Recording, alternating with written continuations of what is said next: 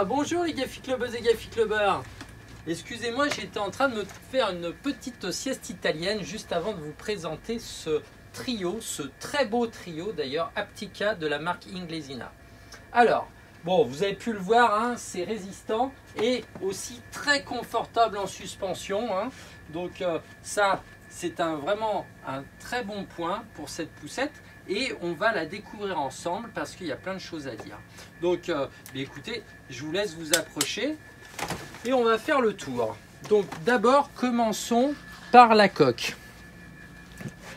Donc, le cosy chez Inglesina a été revu et corrigé avec maintenant une tétière réglable en hauteur avec un réducteur en plus pour réduire l'espace pour que l'enfant ne bouge le moins possible en cas de choc. L'ergonomie est bien meilleure qu'avant aussi et les textiles, tout ça ont été aussi rehaussés en termes de qualité. Hein, on peut voir la finition, c'est vraiment très très joli. Le confort est très correct. Nous avons une mousse ici à l'intérieur et un tissu mousse bien épais aussi après. Une fois qu'on a enlevé le réducteur. La capote, elle aussi assez sympa au toucher, très douce, pas bruyante au niveau des tissus, avec une petite visière comme ça dans un tissu différent pour protéger du soleil. Bien sûr, tout ça c'est traité anti-UV, donc pour bien protéger le bébé. Nous avons ici des boutons qui vont nous permettre de relever la anse. Bon, ça c'est du classique et bien sûr le passage ceinture classique. Voilà.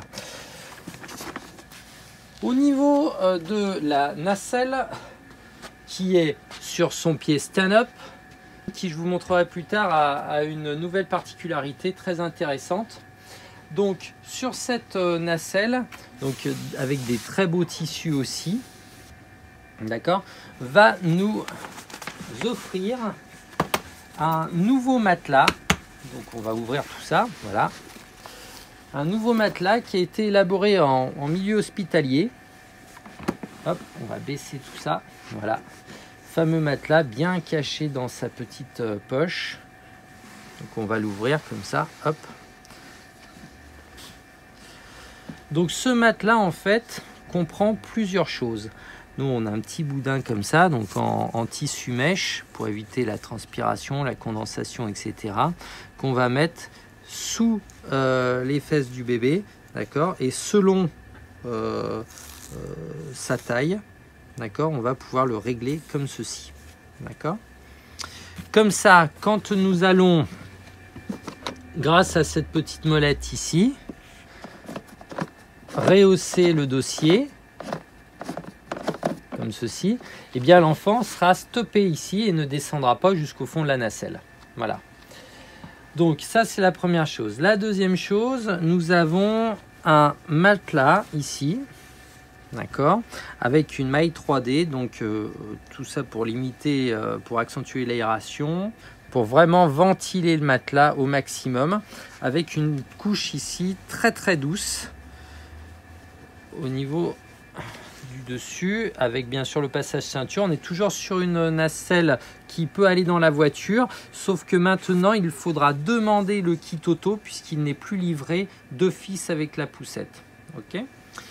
Par-dessus ce premier matelas, on va mettre ce deuxième, donc deuxième qui est en deux parties, donc une partie en tissu molletonné et une deuxième partie donc qui est une maille 3D. Donc du coup qu'on sent bien ici, une maille alvéolée. Et donc du coup, cette maille alvéolée va permettre, sans que l'enfant puisse l'écraser, bien faire passer l'air à l'intérieur. Bon, des petits rehaussements de mousse sur les côtés. Donc tout ça, hop, on l'assemble. Comme ceci. Voilà. Et nous avons au final un super matelas qui apporte vraiment du confort et de l'aération, donc un peu d'hygiène aussi. Voilà, et donc ce matelas, vous le trouverez uniquement dans cette nacelle, vous ne pouvez pas l'acheter indépendamment. C'est le deal qu'a passé Inglesina avec le milieu hospitalier qui a élaboré ce matelas. Voilà.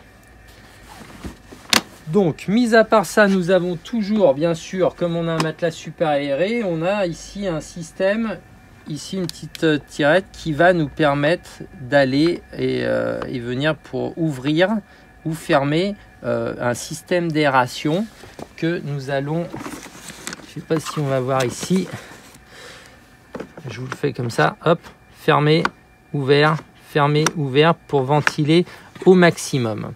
Vous voyez que tout est fait pour laisser passer l'air de partout, même le tissu à l'intérieur ici est vraiment fait pour vraiment être très aéré.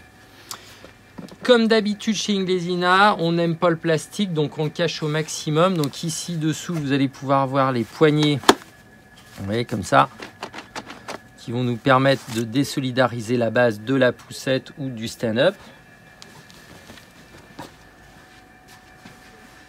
Voilà, à l'arrière de celle-ci, nous allons avoir un tissu qui va se relever comme ça pour optimiser l'aération l'été, pour pas que la nacelle soit en surchauffe. D'accord? Donc voilà, on a vraiment une très bonne nacelle qui est bien large, bien confortable et bien aérée pour que les enfants puissent être bien installés à l'intérieur et pouvoir dormir dedans pendant les 6 premiers mois. Voilà. Donc, je vais ici appuyer sur ma fameuse poignée. Je vais glisser ma main dans le tissu ici pour choper la poignée principale de la nacelle et enlever la nacelle du stand-up. Stand-up qui, vous le connaissez, est lui très léger et peut se plier très facilement et voire se démonter en appuyant sur ces petits trucs métalliques là, comme ceci, pour le démonter complètement. Hop là. Voilà.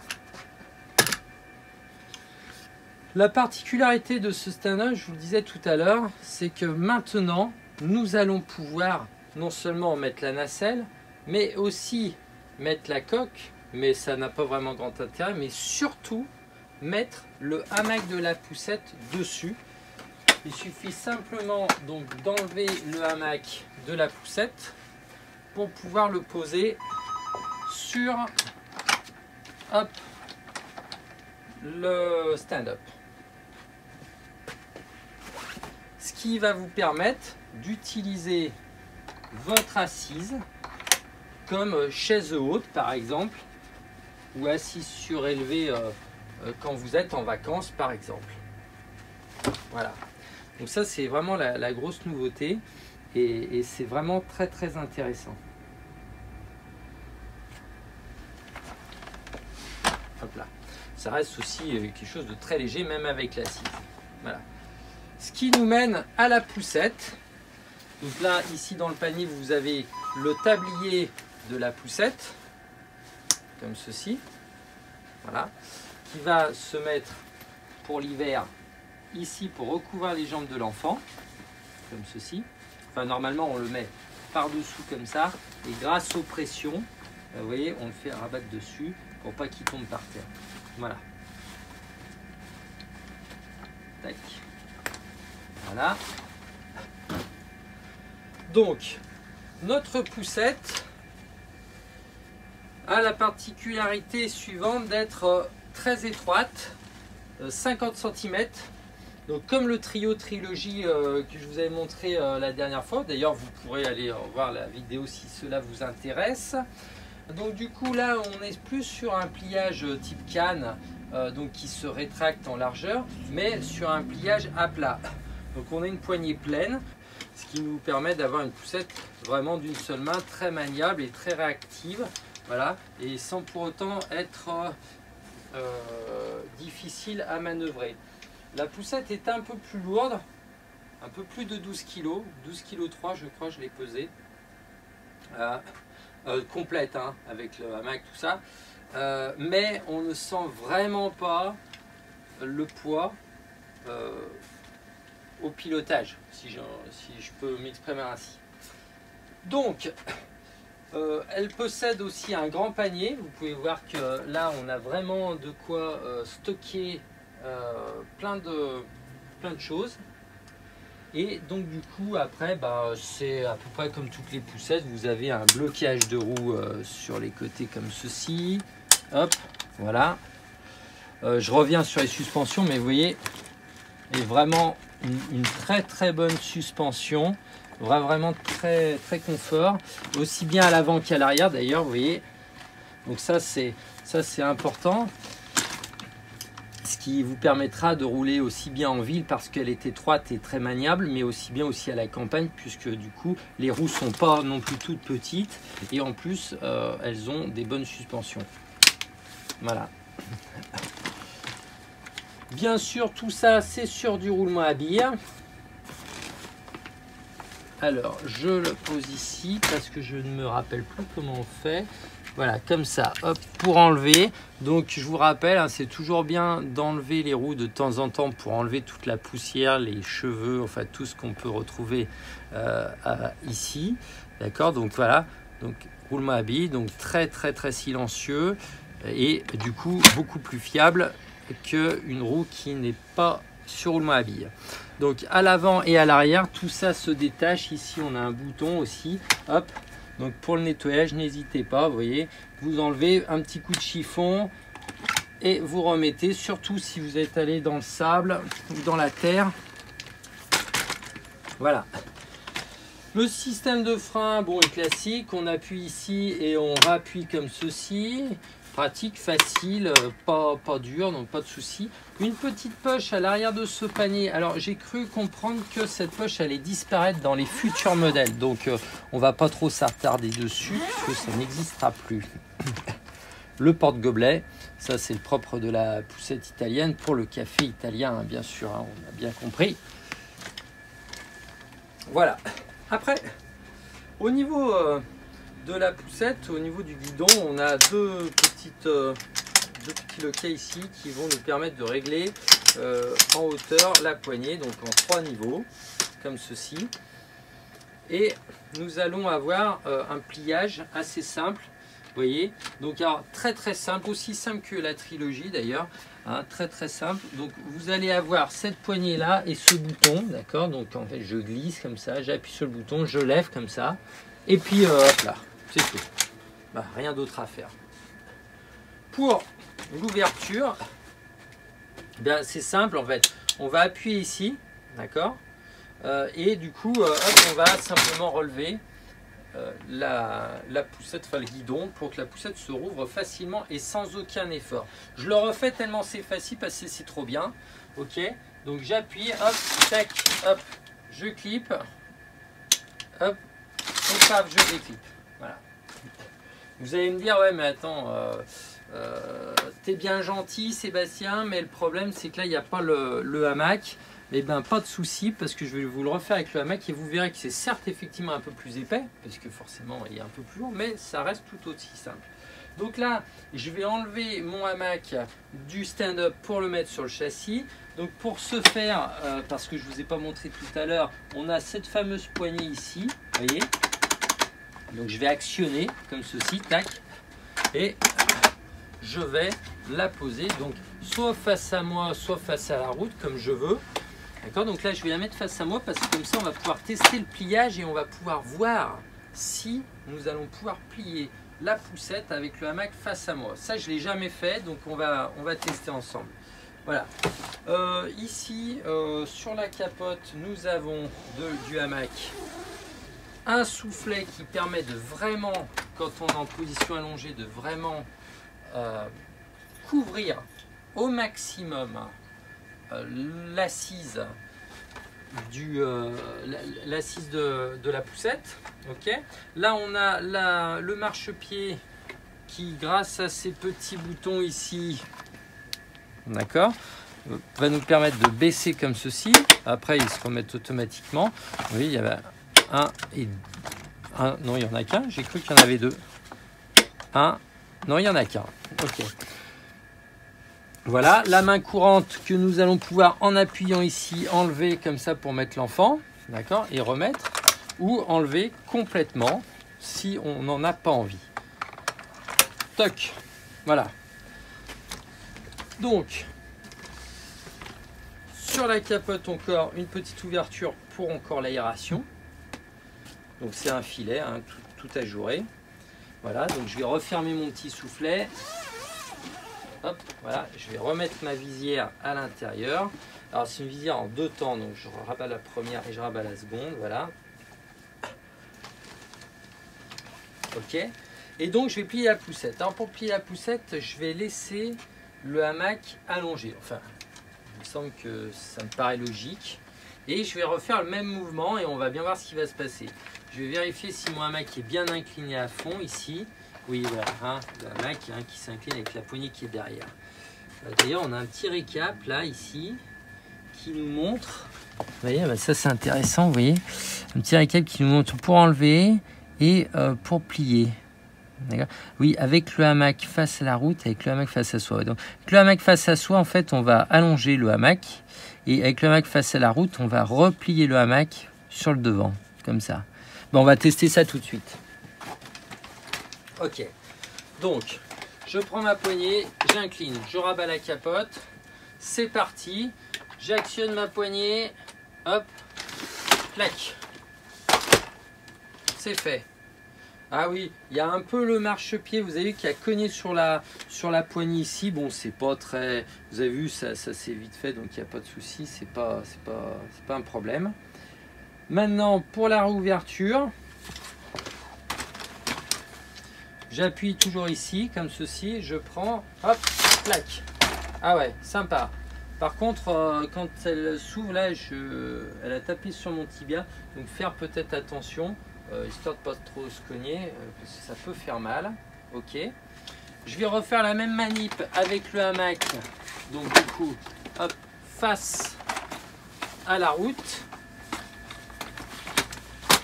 Le changement de sens, c'est très simple. Hein. Bon, faut aller chercher cette poignée qui est dessous. Donc peut-être que c'est pas forcément super pratique, mais en tout cas, on force pas, c'est pas dur. Ok.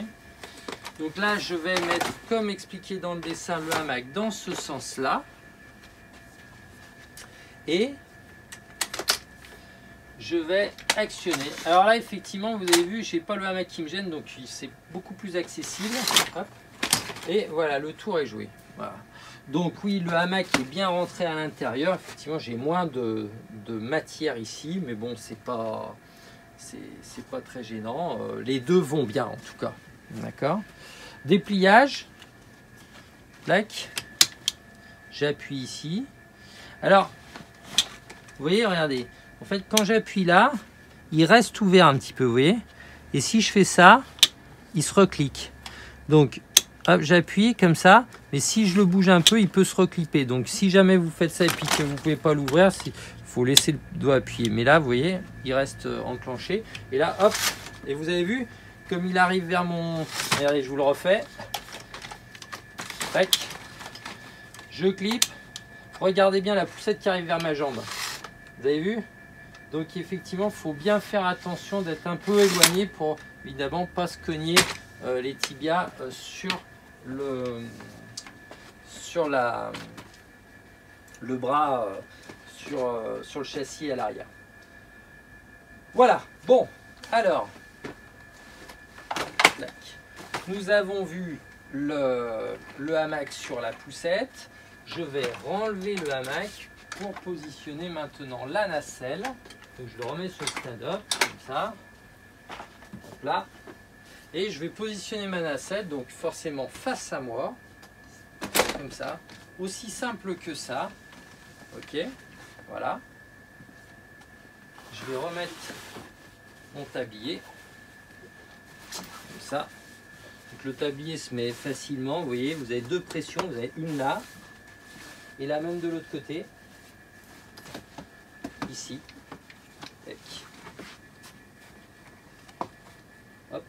Et là, vous avez ces 2 petites pressions qui vont vous permettre en fait de soit fixer la pression à l'intérieur ici, vous voyez, comme ça, ou soit s'il y a un peu de vent, il doit y avoir quelque chose ici. Ouais, voilà, comme ça. Et donc du coup, on va monter cette partie-là pour pressionner ici. Ce qui va faire que l'espace va être beaucoup plus fermé pour éviter le vent. Et on va pouvoir à la rigueur refermer aussi avec la visière pour empêcher tout courant d'air ou vraiment limiter les courants d'air. Donc, si vous aviez un doute sur la protection du bébé dans la nacelle, là, vous n'en avez plus. Ok. Juste ici aussi, j'ai remarqué, il y a des petits boutons avec un petit élastique. En fait, on va passer l'élastique là, comme ça, hop, pour éviter, vous voyez, que ça s'enlève comme ça. D'accord. Et ça nous permet aussi, dans un second temps, je vais le faire de l'autre côté, hop, d'avoir, de pouvoir ouvrir le tablier sans qu'il tombe par terre. Ça, c'est pratique. Okay. Et dans l'absolu, je dirais que même on pourrait presque, si je veux ventiler, vous voyez, je reste fermé ici sur le côté, comme ceci. Clac. Et dans l'absolu, je pourrais même faire ça, comme ça, et ouvrir. Je l'ai mal pressionné là. Clac. Voilà. Et ouvrir ici, ce qui nous permettrait de ventiler, c'est-à-dire toujours protéger l'enfant sur le devant, mais d'avoir une ventilation comme ceci là. Je ne sais pas si c'est fait pour, mais en tout cas, ça peut se faire. Voilà. Ok. Voilà en ce qui concerne la nacelle. Donc, je vais vous rappeler, non, c'est pas dans ce sens-là, la petite poignée pour enlever la nacelle. Et là, je pense juste à quelque chose que je viens de voir ici. Toujours encore à propos de la ventilation, vous voyez, vous avez une petite étiquette ici. Donc là, je vais soulever ici comme ça, clac, et encore une grille ici pour vraiment optimiser encore une fois la ventilation. Hop là, ici c'est les kits d'attache pour la nacelle dans la voiture. Voilà, donc j'ai appuyé, donc je déclipse, c'est très simple, hein. J'appuie, hop, je fais simplement comme ça ou comme ça, hein. Donc en fait c'est très, vous voyez, hop, vous voyez, donc comme ça, et vous voyez, il n'y a aucune force à exercer. C'est vraiment, tout est facile dans cette poussette. Et je vais mettre ma coque. Alors, ce qui me permet de vous rappeler quand même pourquoi on met une coque sur la poussette. Ce n'est pas pour remplacer la nacelle, ce n'est pas pour remplacer le hamac, car la coque reste un siège auto, il ne faut pas l'oublier. Mais c'est simplement pour vous permettre de rejoindre la voiture ou de rejoindre votre habitation, d'accord, sans avoir à porter le cosy si jamais vous êtes garé loin. Ou par exemple, aller faire une petite course à la supérette du coin, ou aller peut-être chez le pédiatre, voilà, pour une demi-heure comme ça, pour éviter de le réveiller, de le sortir, de le manutentionner. On va faire ça, mais en aucun cas on va l'utiliser en fonction hamac ou en fonction nacelle. Donc dès que vous arrêtez pour vous promener une balade dans un parc ou quel que soit l'endroit, eh bien vous sortez l'enfant de la coque et vous le laissez dans la voiture, là où est sa vraie place, pour pouvoir mettre l'enfant soit dans le hamac, soit dans la nacelle. Voilà. Eh bien, écoutez, en tout cas, moi je suis très content de cette nouvelle poussette, j'aime beaucoup aussi la finition. Alors vous avez plusieurs coloris, vous verrez, mais bon, il y en a qui ont des jantes noires, j'aime moins bien, je préfère les jantes chromées là, alu, mais bon voilà, très belle poussette, très qualitative. Donc j'espère que ce petit essai vous a plu. N'hésitez pas donc bien sûr à laisser vos commentaires et à donner votre avis si vous avez déjà cette poussette ou si vous l'avez déjà testée. N'hésitez pas aussi à aller voir nos actualités sur la page Facebook et les photos sur Insta. Voilà, je vous dis à bientôt les Gaffi Clubbeuses et Gaffi Clubbeurs. Bye bye pour une prochaine vidéo.